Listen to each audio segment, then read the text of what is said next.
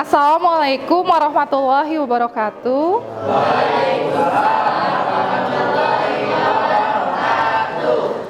Bagaimana kabarnya hari ini anak-anak? Alhamdulillah. Kalian semangat kan hari ini ya? Oke, hari ini tujuannya di kelas 10G ini akan membuat sebuah keyakinan kelas. Apa tujuan dari keyakinan kelas ini? Tujuan dari keyakinan kelas ini diharapkan siswa-siswi mampu menyelesaikan permasalahan atau konflik yang ada di dalam kelas sesuai dengan nilai kebajikan universal. Gitu. Kalian udah siap? Ya. Oke. Langkah pertama, Ibu ingin kalian mengungkapkan secara pribadi bagaimana peraturan kelas yang sudah ada di kelas kita. Silahkan ditulis.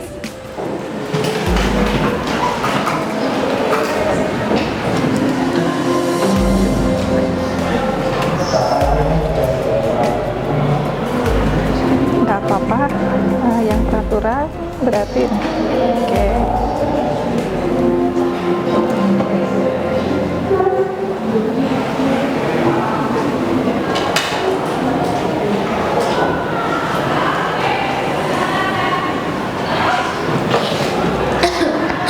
Jika yang sudah, tempelkan ke sebelah kertas yang ada di sini. Silahkan untuk peraturan kelas. Sebelah sana. Ya, peraturan dulu.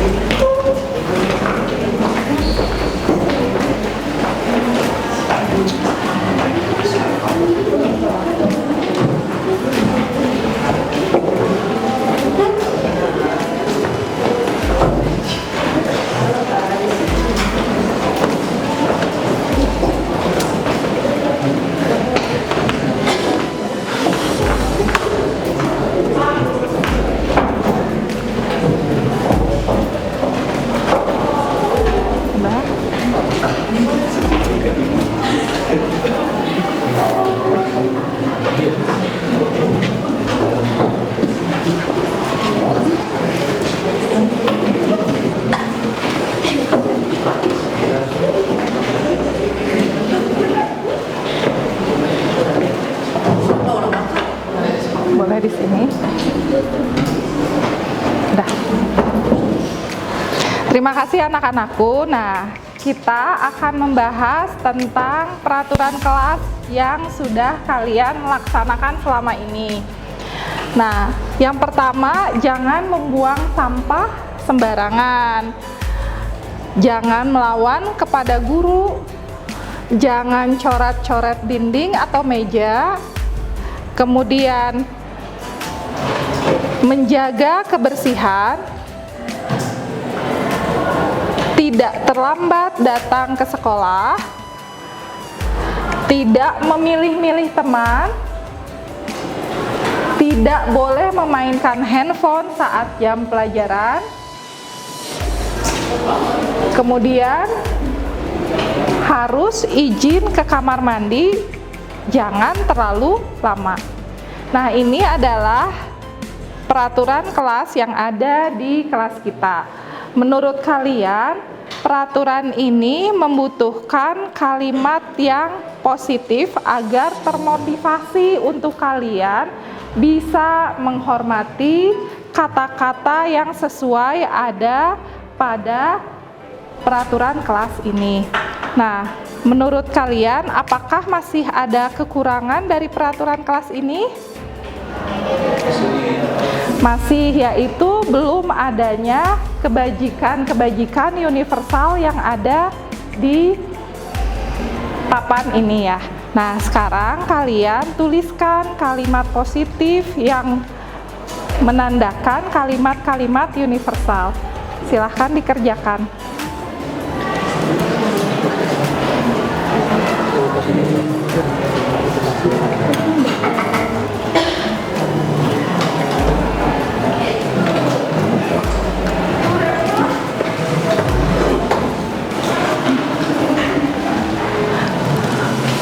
Semua sudah selesai?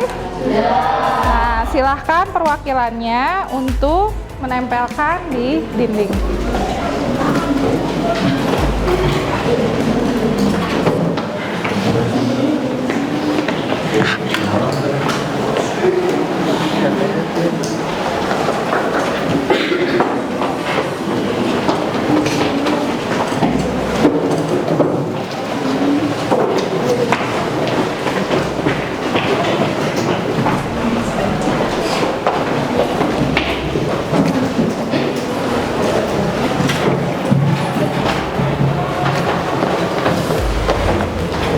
Sudah semua? Sudah. Baik, tadi peraturan kelasnya adalah tidak memilih-milih teman. Kalimat positifnya berteman dengan siapapun. Ya. Kemudian tadi ada yang mengikuti pelajaran dengan baik. Berarti tadi ada yang bilang tidak boleh bolos pada saat pelajaran. Kemudian tadi ada jangan membuang sampah sembarangan. Berarti kalimat positifnya buanglah sampah pada tempatnya. Kemudian tadi ada menjaga kebersihan kelas atau piket yang rutin. Kalimat positifnya apa? Bertanggung jawab terhadap jadwal piket. Kemudian pada saat pelajaran kalian sering menggunakan handphone ya. Nah, kalimat positifnya berarti apa? Harus mendengarkan dan menghargai guru saat pembelajaran. Apakah kalian sepakat dengan keyakinan kelas pada kelas 10G ini? Nah, mudah-mudahan dengan keyakinan kelas yang kita buat ini, kelas ini menjadi kondusif dan nyaman. Kalau ada konflik atau permasalahan, kita bicarakan lagi sesuai dengan keyakinan kelas yang kita miliki.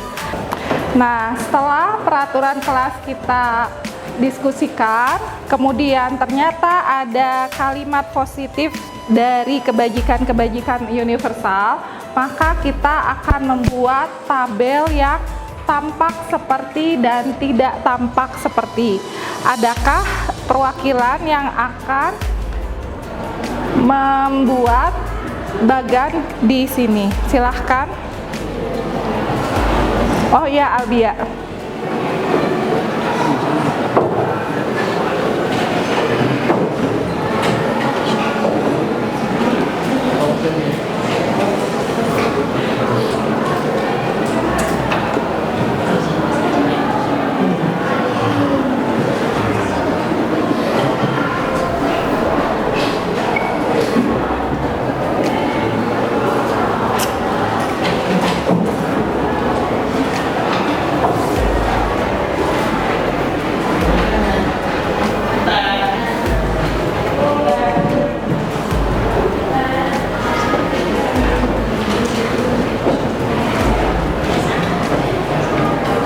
Ya, selanjutnya silahkan.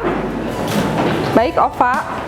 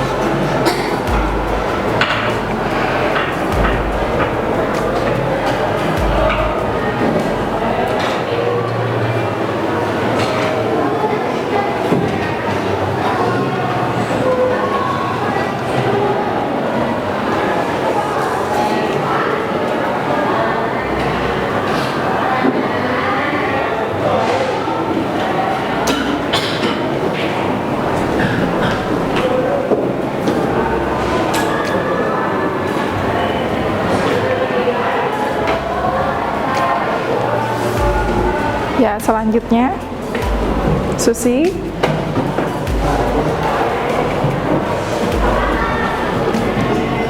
Silahkan.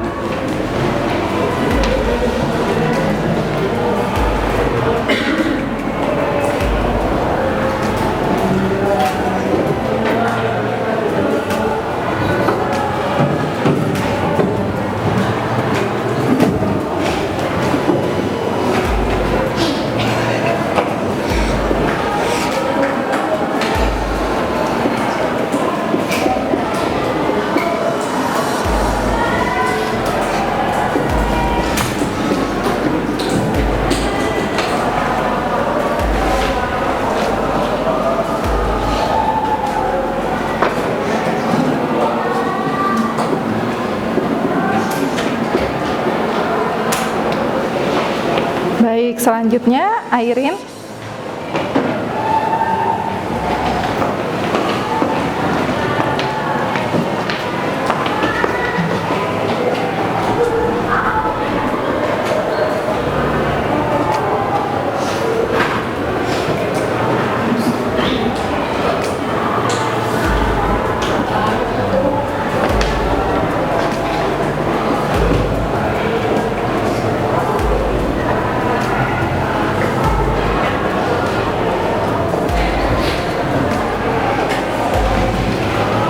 Baik, terima kasih.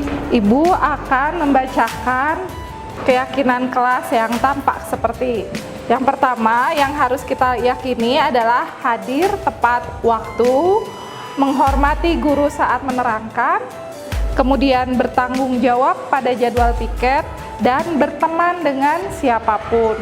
Ada pula keyakinan kelas yang kalian yang harus tidak diikuti juga, yaitu tidak tampak seperti terlambat datang ke sekolah, memainkan handphone saat pembelajaran, kemudian tidak mengerjakan piket, dan memilih-milih teman.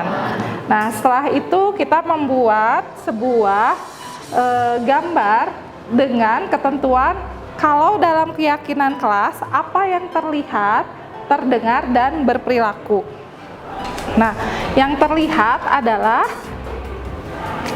hadir tepat waktu, kemudian berperilaku, bertanggung jawab,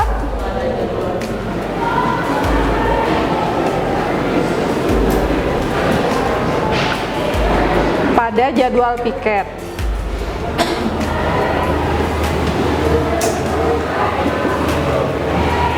Kemudian yang terlihat kembali, menghormati guru saat menerangkan.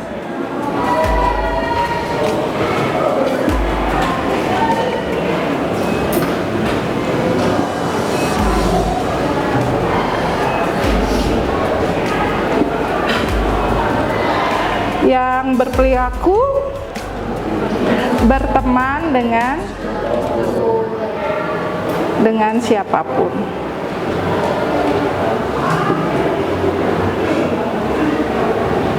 Nah, yang terdengar seperti apa?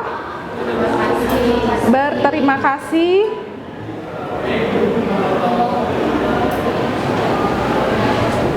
kemudian maaf jika ada kesalahan, dan yang terdengar juga harus berbicara yang sopan. Assalamualaikum warahmatullahi wabarakatuh. Terima kasih bapak-bapak, ibu-ibu yang telah hadir hari ini. Hari ini saya ingin melakukan pengimbasan tentang budaya positif, materi yang saya pelajari di calon guru penggerak. Nah, sebelum lanjut ke materi ini, mari kita ice breaking dulu sejenak. Ya, silahkan berdiri terlebih dahulu.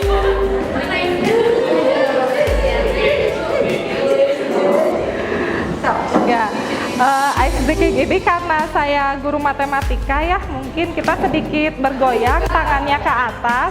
Tapi pada saat saya menyebutkan misalnya angka 2, maka angka 2 gitu ya. Ya, seperti itu. Ya, bentuk angka 2 seperti itu. Ya.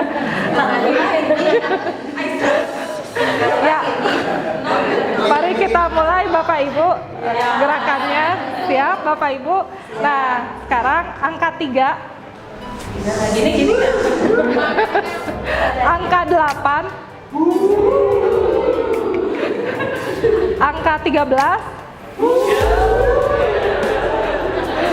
Angka 28. Satu kali lagi ya. Angka 48. Ya. Terima kasih Bapak Ibu. Kemudian udah. Ya. Betul, nanti 3 digit ya Bapak. Bukan angka 3 digit, gaji juga kita 3 digit ya Bapak Ibu Guru. Amin, gaji.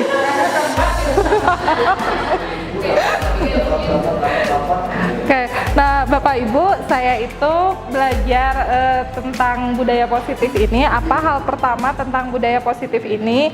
Mungkin yang paling kita lihat dari bahasanya sendiri sudah ada 2 kata, budaya dan positif gitu ya. Nah, berarti ini merupakan dasar dari nilai-nilai kebajikan yang sifatnya universal. Apa itu universal? Berarti tidak memandang ras gitu ya. Kemudian tidak memandang lagi juga suku gitu. Dan semuanya itu diyakini sebagai motivasi intrinsik di dalam diri kita. Nah, itu disebut kebajikan universal. Karena kalau bisa kita lihat di sini, siswa-siswa kita itu untuk kurikulum Merdeka ini didorong untuk memiliki kebajikan universal yang kita tahu dengan profil pelajar Pancasila, yaitu beriman, bertakwa kepada Tuhan Yang Maha Esa, mandiri, bernalar kritis, berkebinekaan global, bergotong royong, dan kreatif. Ini merupakan dari nilai-nilai kebajikan yang universal yang tujuannya adalah untuk memuliakan manusia. Selanjutnya Bapak Ibu, kalau kita lihat perilaku motivasi manusia itu ada yang motivasi dari eksternal dan motivasi dari internal. Mungkin ini yang diyakini oleh seseorang untuk menghindari ketidaknyamanan atau hukuman. Kadang anak-anak ya biasanya memotivasi eksternal itu mengerjakan tugas karena memang dia untuk menghindari hukuman gitu. Apa yang akan terjadi apabila saya tidak melakukannya. Kemudian motivasi eksternal lainnya adalah, oh mungkin saya mengerjakan ini akan dapat nilai 100 dan nilai ulangan saya akan besar, seperti itu. Kemudian yang baik itu adalah motivasi internal, di mana dia bisa menghargai diri sendiri, kemudian dia bisa melakukan apa yang terbaik untuk dirinya sendiri tanpa melihat dari mau dapat imbalan kah gitu ya, atau mau dihukum gitu, seperti itu. Nah, kemudian Bapak Ibu, biasanya kan kita suka mengapresiasi siswa-siswa kita ya. Nah, apresiasi itu bentuknya seperti apa sih? Biasanya ke siswa itu harus beri pengakuannya secara khusus gitu. Kemudian pengakuannya harus secara pribadi, kemudian ke semua murid dan konsisten, kemudian fokus pada proses ya.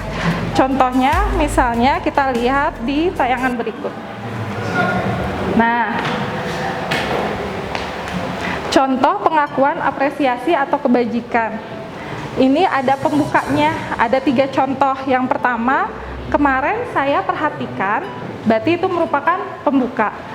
Nilai kebajikannya, rasa empatimu besar sekali. Situasinya pada saat menolong murid baru di kelas kita. Nah, itu adalah bentuk apresiasi. Jadi ada yang pembukanya, ada nilai kebajikan, ada situasinya seperti apa. Kemudian kita kadang suka bilang terima kasih ya anak, untuk apa gitu. Ada nilai kebajikannya, yaitu rasa tanggung jawabmu di dalam situasi apa. Oh, memungut kertas-kertas yang berserakan di lantai gitu. Sampai sini ada yang Ibu Bapak tanyakan terlebih dahulu?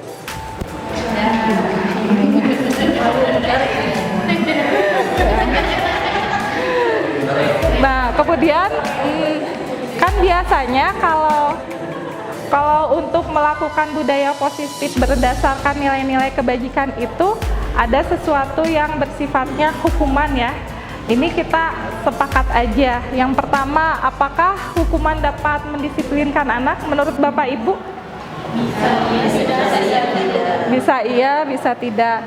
Kemudian yang kedua, apakah pemberian hukuman dengan hal yang positif seperti membaca atau membersihkan halaman sekolah dapat meningkatkan disiplin anak? Tidak? Bisa iya, bisa tidak. Oh, bisa iya, bisa tidak. Ya, betul. Pertanyaan setuju Ya. Oh, ini bisa ya, bisa tidak. Setuju tidak?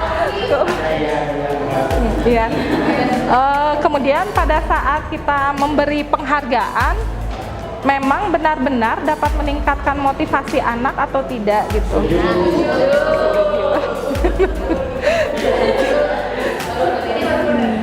Nah, dari yang ini tentang hukuman mendisiplinkan anak, ternyata tujuan kita adalah pasti untuk memaknai sebuah kata dari disiplin gitu ya. Hukuman itu agar anak disiplin gitu.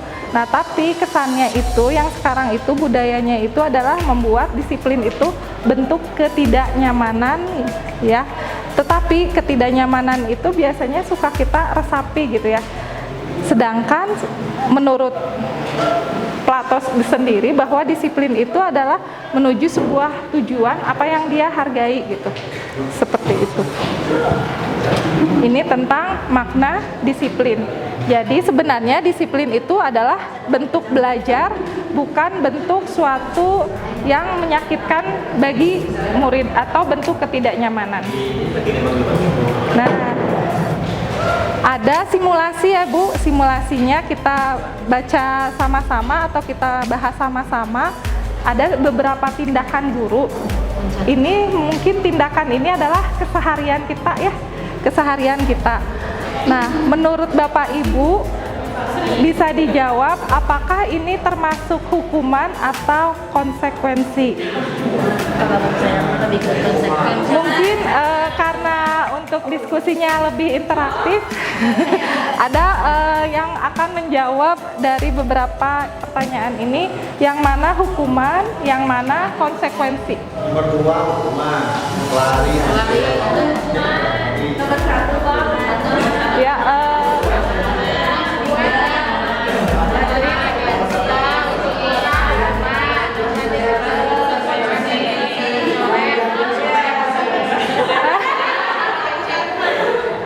mencatat 100 kali di dalam buku kalimat. Saya tidak akan terlambat. Dulu saya pernah gitu ya mengalaminya dulu.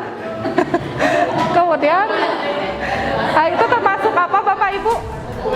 Oh, termasuk hukuman. Kemudian lari mengelilingi lapangan basket 2 kali, hukuman.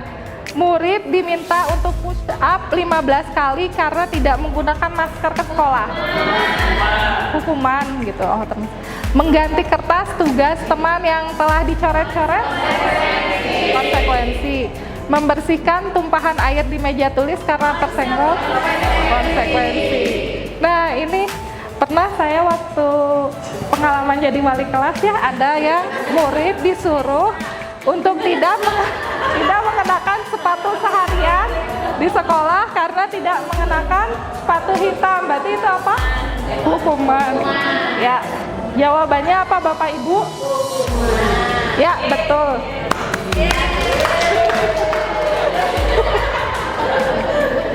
Nah, ya.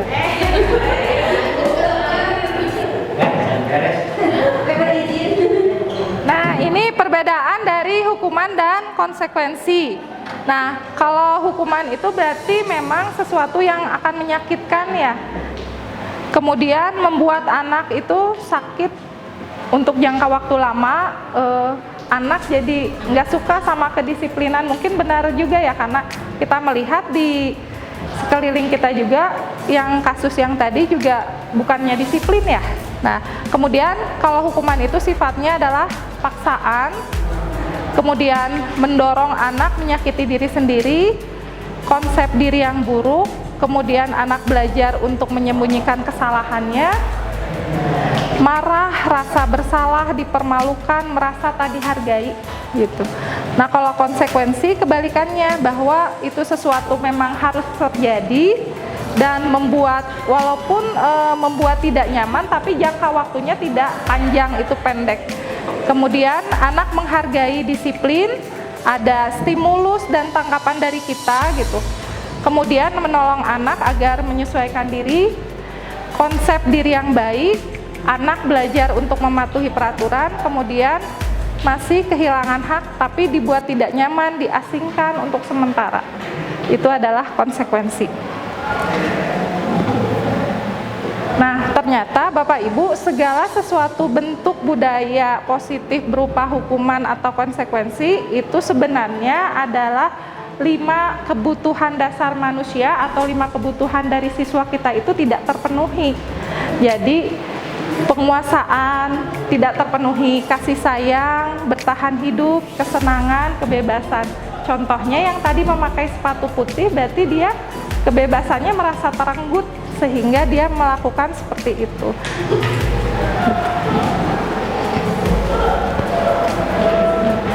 Ternyata setelah saya menjadi calon guru penggerak, saya mempelajari yang kita tahu itu hanya 2, yaitu hukuman sama konsekuensi.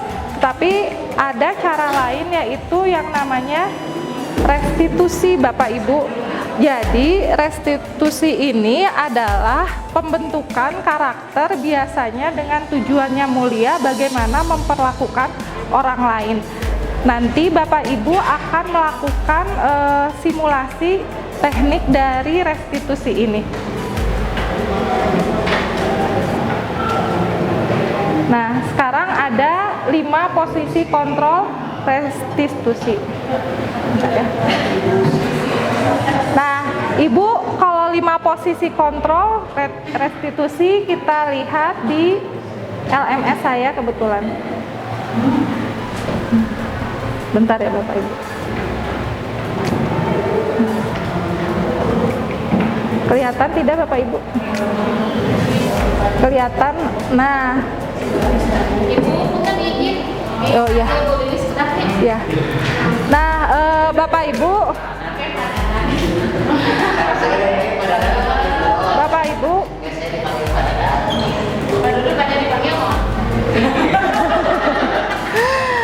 Kan tadi bisa kita lihat bahwa posisi kita sebagai guru itu ternyata ada di 5 posisi tersebut.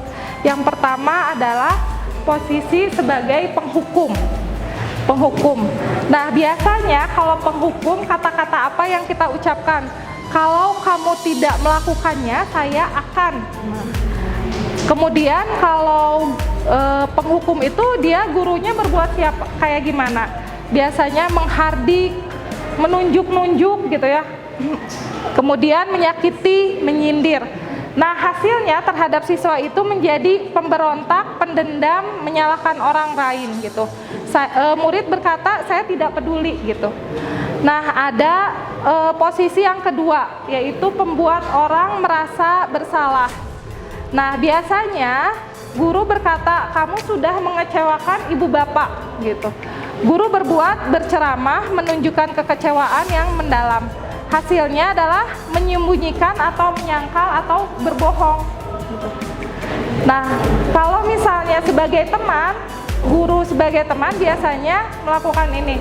Lakukanlah untuk Bapak Ibu, nanti Bapak Ibu bereskan gitu. Biasanya berhubungan dengan orang lain. Itu kalau sebagai teman membuat alasan untuk murid-muridnya biasanya. Hasilnya adalah ketergantungan, kemudian murid berkata, saya pikir Bapak Ibu adalah teman saya gitu. Nah, ada posisi kontrol kita sebagai pemantau. Nah, biasanya saya juga melakukan sebagai pemantau. Apa peraturannya? Apa konsekuensinya? Apa yang telah kamu lakukan dan apa yang akan terjadi gitu biasanya. Hasilnya adalah biasanya siswanya itu adalah diawasi. Kemudian pemantau itu biasanya menghitung atau mengukur. Kalau udah selesai ya baru, nah seperti itu yang namanya pemantau. Pokoknya kerjakan tugasnya sampai selesai. Ibu tunggu di ruang guru. Nah, biasanya itu sebagai pemantau. Nah, kalau sebagai manajer biasanya perkataannya itu adalah apa yang kita yakini gitu. Apa yang kamu yakini dengan hal yang terjadi saat ini? Apakah kamu bisa memperbaikinya? Gitu. Kalau kamu bisa memperbaikinya, hal-hal apa yang menggambarkan tentang dirimu. Nah, itu sebagai manajer biasanya dia mengajukan pertanyaan-pertanyaan. Nah, restitusi ini adalah kita memposisikan diri sebagai manajer apabila siswa-siswi kita melakukan kesalahan.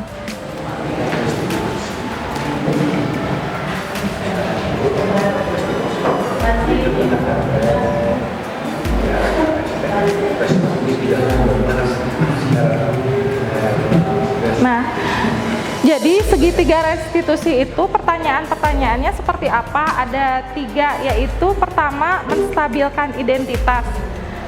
Pertanyaannya, pasti setiap orang pernah mengalami atau melakukan kesalahan. Kamu bukan satu-satunya yang pernah melakukan ini, gitu. Kemudian kalau yang kedua adalah validasi tindakan yang salah. Kamu tentu punya alasan mengapa melakukan itu, kemudian adakah cara yang lebih efektif untuk mendapatkan apa yang kamu butuhkan. Kalau menanyakan keyakinan, biasanya peraturan-peraturan kelas yang telah dibuat oleh kita.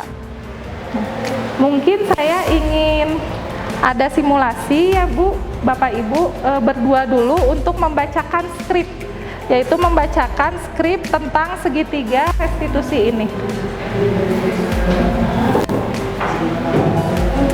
Adakah yang ingin menjadi Pak Joko? Kemudian adakah yang menjadi Mario dan Adi?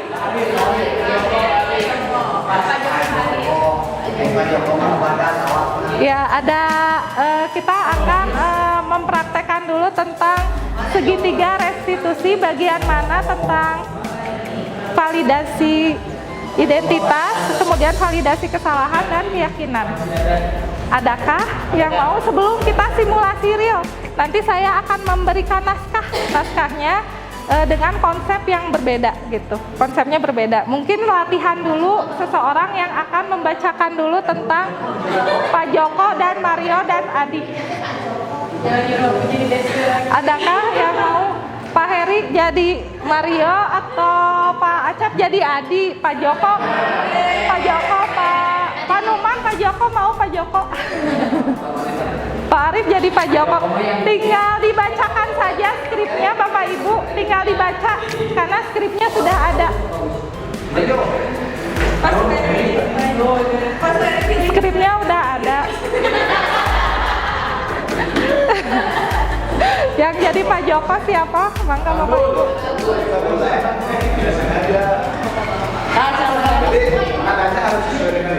Iya, hanya dibacakan dulu ya. Ya, ngobrol gitu, simulasi seperti itu. Pak Bagus sama Pak Heri, Mario Adi. Pak Bagus, Pak Joko Marapi dibalik. Ini Pak Joko, gitu. Tinggal dibacakan saja. Nanti saya bantu scroll ininya. Ayo Pak. Iya, Bapak. Tinggal dibaca, Bapak Ibu, tinggal dibaca. Saya bantu skripnya. Iya, boleh.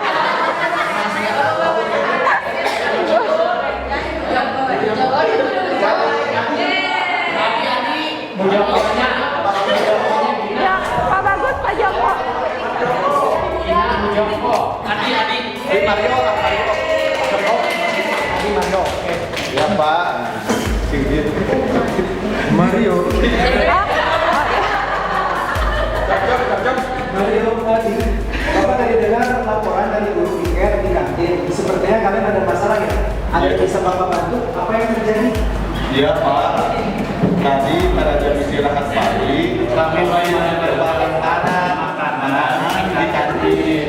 Tapi tidak sengaja malah lempar dengan yang Budina kepala sekolah ketika beliau sedang berjalan. Kalian melempar makanan di kantin kalau bilang ketika beliau sedang berjalan? Iya Pak. Adi, ada informasi yang kamu mau tambahkan? Kami tidak bermaksud melakukannya, tapi kami tidak sengaja. Apakah kalian tahu kalau kalian berdua dalam masalah sekarang? Iya. Baiklah, Bapak di sini bukan untuk mencari siapa yang salah. Bapak di sini untuk mencari penyelesaian sama-sama, berpikir sama-sama tentang apa yang bisa kita lakukan untuk memperbaiki situasi ini. Kalian pasti melakukan itu ada alasannya ya? Pasti seru ya main lempar-lemparan makanan begitu? Iya Pak. Ya, Bapak bisa lihat kalian merasa senang melakukannya. Tetapi yang kalian lakukan merugikan orang lain sehingga sekarang kalian dalam masalah. Ya Pak. Sekarang mari kita bicara tentang keyakinan kelas dan keyakinan sekolah kita. Apa yang kita percaya, mana yang kalian belum tunjukkan. Kita harus bersikap baik satu sama lain, Menghormati orang lain dan menghormati dirimu sendiri. Kalian berdua ingat dengan baik keyakinan kelas kita. Kita kembali pada ketika kalian main lempar-lemparan makanan dan mengenai ibu Nina. Apakah ketika kalian melakukan itu kalian menghormati orang lain dan lingkungan? Tidak. Tapi kalian mendapatkan rasa senang. Menurut Bapak ada cara untuk mendapatkan rasa senang tanpa merugikan orang lain. Bagaimana menurut kalian? Iya Pak. Nah, sekarang mari kita selalu memindahkan keyakinan kelas kita. Besok kita ke kantin dan kalian bisa berperilaku lebih baik lagi. Iya, Pak. ya Pak. Ya, baik, terima kasih. Bapak Ibu, dari segitiga restitusi ini menurut Bapak Ibu, kalimat yang mana yang mencerminkan tentang menstabilkan identitas?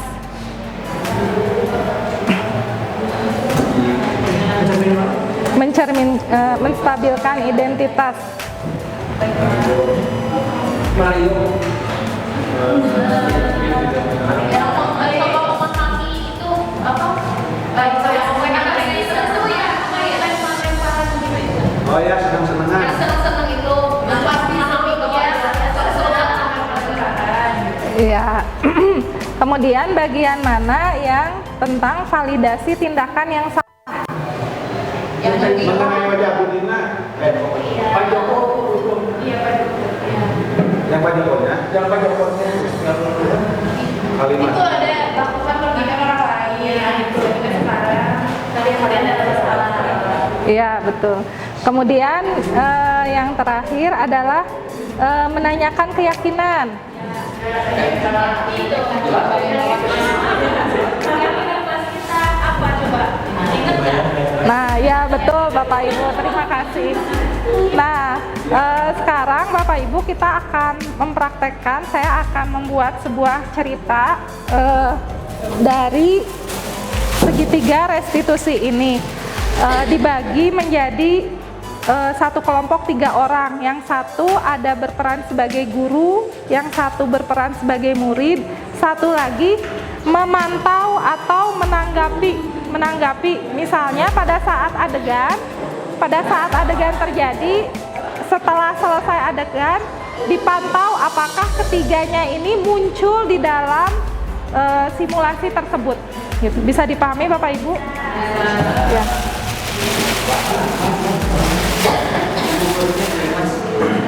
Di sini ada 3 kasus, Bapak Ibu boleh memilih. Jadi di sini ada yang berperan sebagai murid dan sebagai guru, kemudian nanti ada yang memantau apakah segitiga restitusinya terjadi. Silahkan.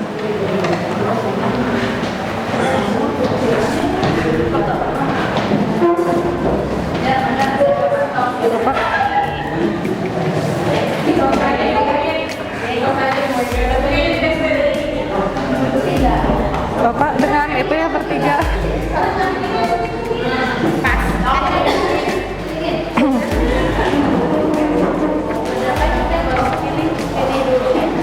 Ini ada kasus segitiga restitusi yang A. Jadi ada 3 kasus Bapak Ibu. Nih, yang kasus yang pertama, Anda seorang wali kelas 8 pelindung. Pada saat jam istirahat makan siang, Anda melihat salah satu murid Anda bernama Amira sedang menangis sendirian di dalam kelas. Anda menghampiri Amira dan mengajak berbicara. Ternyata Amira menangis karena tadi Ali sempat mengejek Amira karena nilai ulangannya lebih rendah dibandingkan nilai yang didapatkan Ali.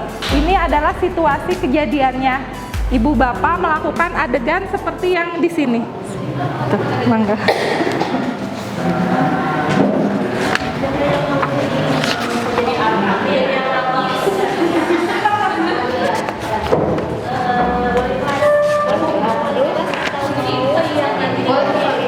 Boleh milih?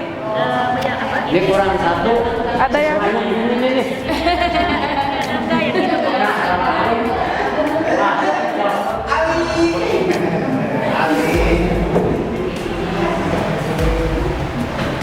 ya tadi sedikit harus gimana harus ngapain? Nggak diisi, jadi membuat adegan sesuai jalan ceritanya seperti itu. Jalan ceritanya seperti itu. Ibu bapak mencoba untuk ya jalan ceritanya, misalnya siapa yang beradegan sebagai murid, siapa yang di sini sebagai guru, ada yang sebagai guru. Nah, kemudian nanti salah seorang memantau apakah betul percakapannya ada 3 restitusi ini. Pak Dadang jadi guru tapi jadi murid.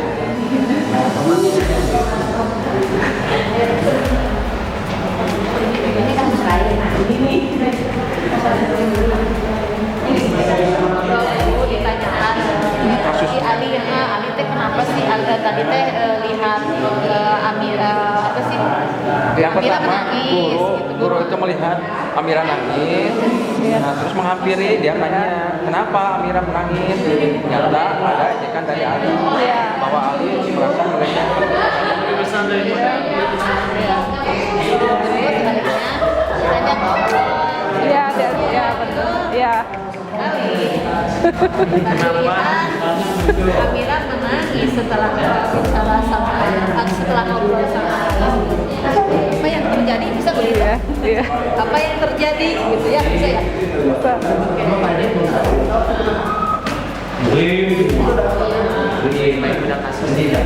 Yang lain beda kasus.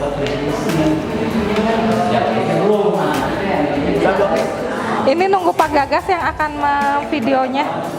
Oh, ditampilin di depan? Iya, nanti ditampilkan ke depan. Semua coba aja kan ya. Iya. Pak Ali. Ali ya udah dikekean.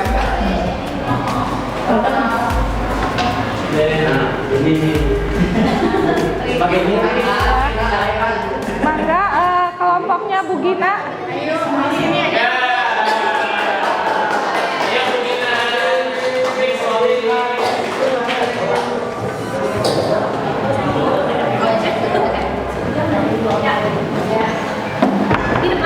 Iya di depan. Oh, di depan. Oh, saya jadi guru. Ya, siap.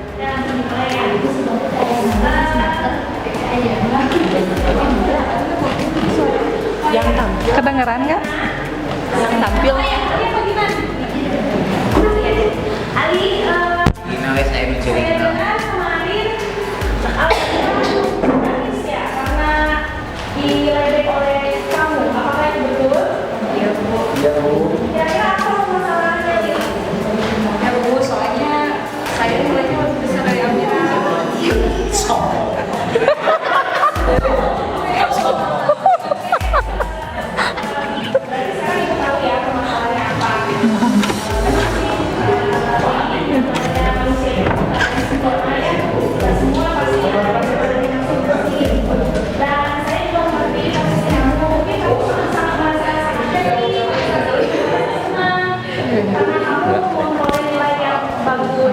Lebih bagus daripada teman kamu. Tapi kamu tahu kan apa akibat dari perlakuanmu tersebut? Kamu ini jadi merugikan orang lain juga gitu. Apakah kamu sadar akan hal tersebut? Iya Bu. Amira jadi sakit hati sama saya. Ya. Ali masih ingat nggak dulu kita pernah membuat keyakinan kelas? Menurut kamu setelah adanya kejadian ini, kira-kira apa ya keyakinan kelas yang kamu sudah langgar? Ya Bu, saya tidak. Yang belum kamu tunjukkan? Keyakinan kelas yang kita buat itu harus menghargai teman-teman, tapi saya tidak menghargai teman saya Bu. Ya. Kalau seperti itu berarti kamu sudah mengetahuinya ya. Ibu harap kedepannya kamu bisa lebih menghargai lagi antar teman dan tidak mengulangi kesalahan yang sama. Bisa ya Lia? Bisa Bu. Oke, silakan Ali kembali ke kelasmu lagi. Maaf Bu. Ya, terima kasih. Kelompok ibu-ibu yang kedua, Bu Ita, Bu. Ibu-ibu. Beda. Kelompok bapak ibunya. Bapak ibu.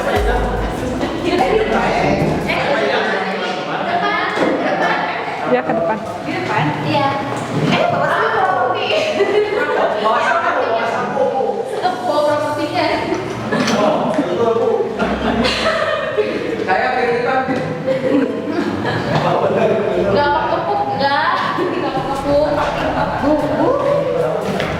Tiket mau dekat nanti tiket. Oke, sama. Kamu mau liatin ini? Duduk aja. Oh iya, sip. Di tengah Iya. lagi dialog Oh, biar iya. Oh iya benar. Oh iya di tengah gitu ya. Ini biar terekam.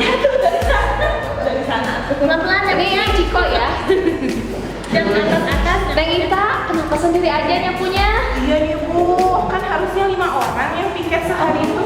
Tapi aku lagi yang mulai. Yang lain pada kemana atuh? Tuh atuh. Kan harusnya tuh sama aku tuh udah diingetin.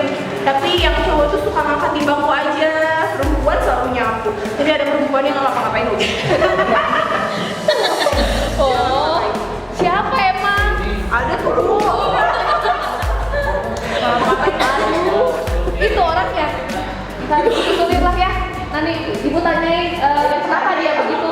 Makasih ya Bu. Ketemu lagi duduk di sini biar ketemu di video di sana. Oh iya benar. Duduk ini ceritanya kantin kita kayak di ini punya kursi walaupun enggak sih. Kantin kita berdiri. Oh berdiri. Kalau berdua. Siapa tadi namanya? Ciko. Ciko, kenapa ada di sini? Katanya harusnya piket hari ini. Bu. Oh, apa? Iya, aku cuma apa dari kemarin Bu. Masya Allah. Terus habis makan tapi kamu ingat ya sama tanggung jawab kamu? Ya kalau udah beres mah aku mau pulang aja Bu. Astagfirullah. Kan kamu harus ingat kan keyakinan kelas kita apa? Iya Bu, Enggak, ada apa aja? Ya Bu, bekerja sama.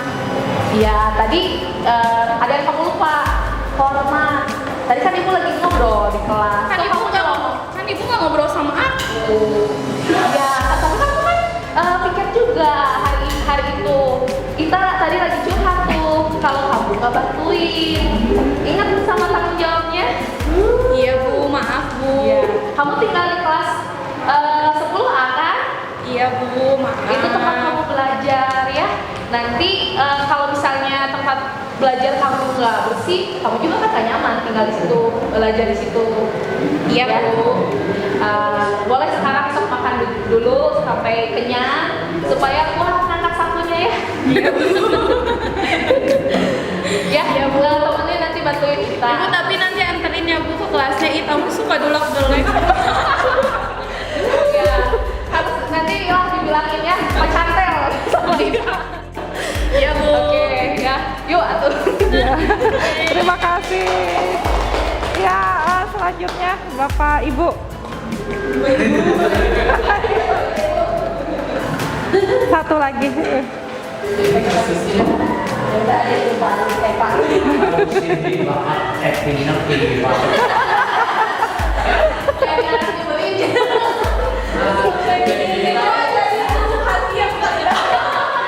jadi kita itu selalu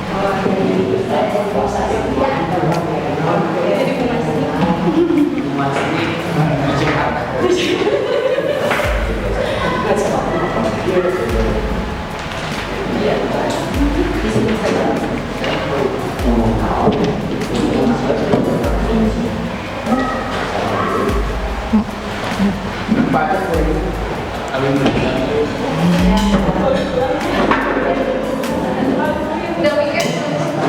Tadinya yang sama. Ya.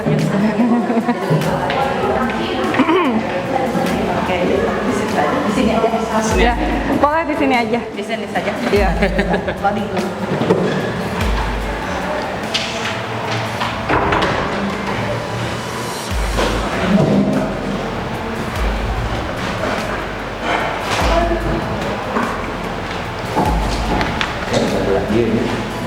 Tahu. Di sini di depan ini Di mana? Nggak kelihatan? Udah, Di depan. udah. Di Udah depan. di sini. Di sini kelihatan kan? Oke, siap. Siang kita. Siang Bu. Apa kabar? Alhamdulillah baik Bu. Iya. Boleh minta waktunya sebentar ya sebelum pulang. Silakan, Boleh, Ibu Bu. pengen ngobrol nih. Ini ya kemarin-kemarin Ibu dapat laporan tuh dari beberapa guru. Katanya kita itu sering izin keluar. Iya Bu. Sering izin. Apa ya? Saya sembelit Bu, jadi izin ke toilet. Setiap hari sembelit. Sembelit Bu, iya Bu. Sembelit. Gitu sembelit. Setiap hari. Setiap hari Bu. Setiap hari sembelit. Kenapa bisa sering sembelit setiap hari ya? Kayaknya makan pedas Bu. Makan pedas. Oke, makan pedas itu enak ya, segar betul? Iya Bu. Betul, tapi mungkin mengganggu nggak ke pelajaran kalau sering keluar? Bisa nggak ngikutin pelajaran? Mengganggu sih Bu. Kira-kira sudah berapa kali keluar dalam sehari itu berapa kali izin ya? Apa setiap pelajaran?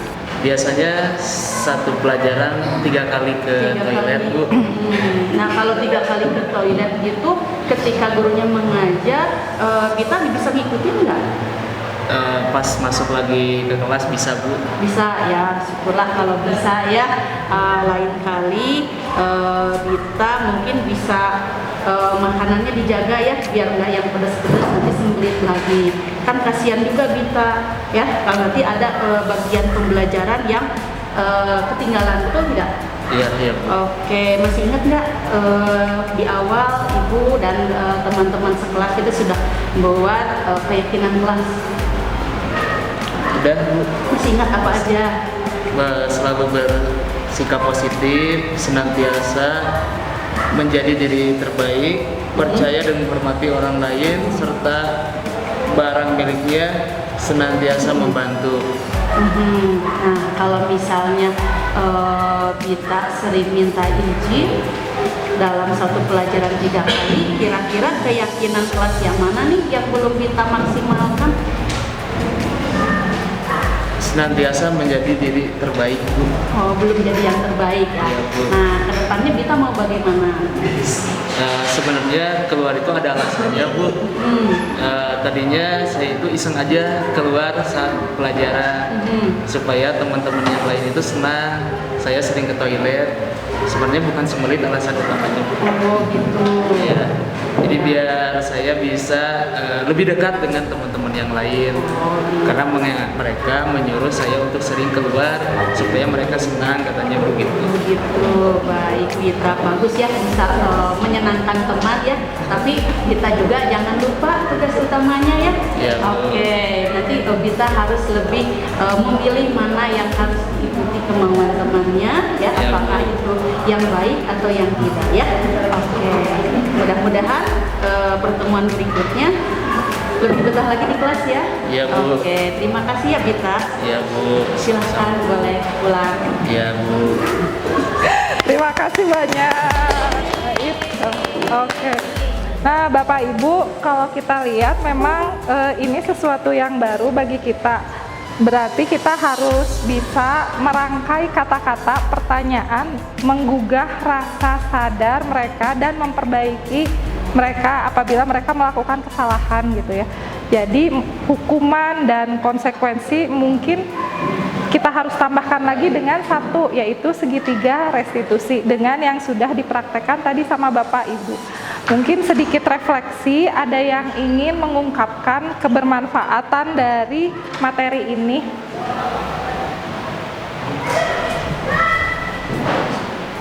Ya.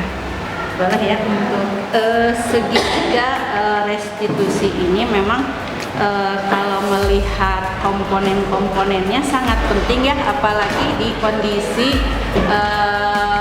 sikap atau mungkin tipikal siswa saat ini ya, ketika misalnya kita tegur bukannya menurut malah makin membangkang gitu ya. Ketika kita bicara stres itu pasti punya banyak alasan gitu ya, makin kita ingin gecek gitu ya istilahnya ya, makin berontaknya gitu ya.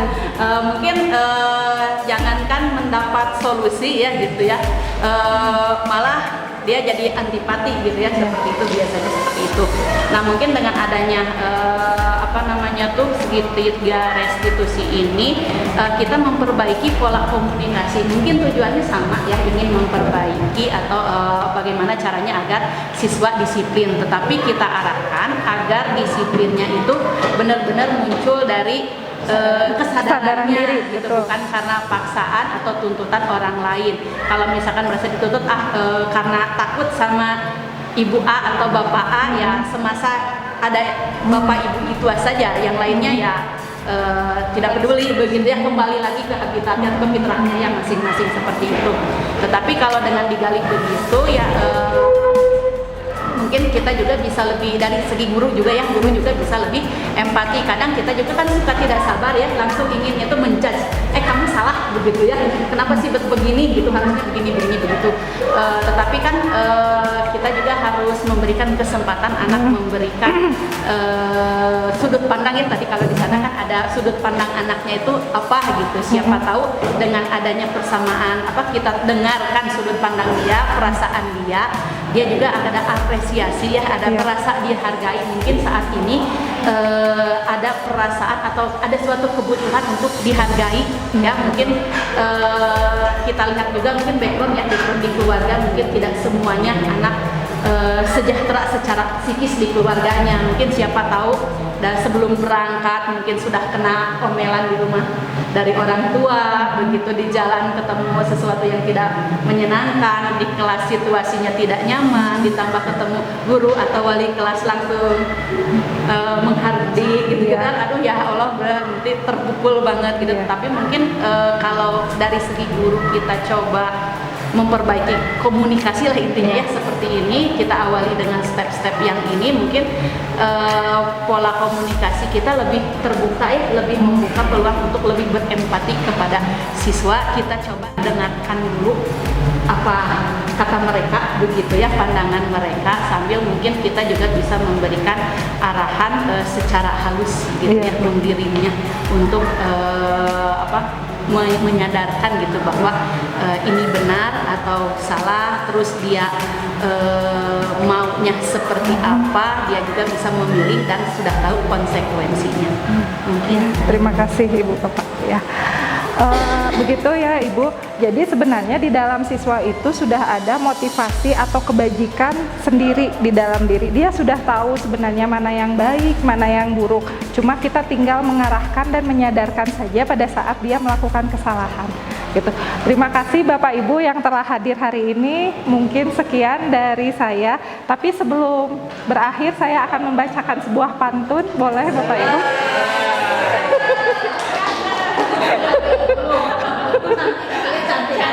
Iya cantik ya.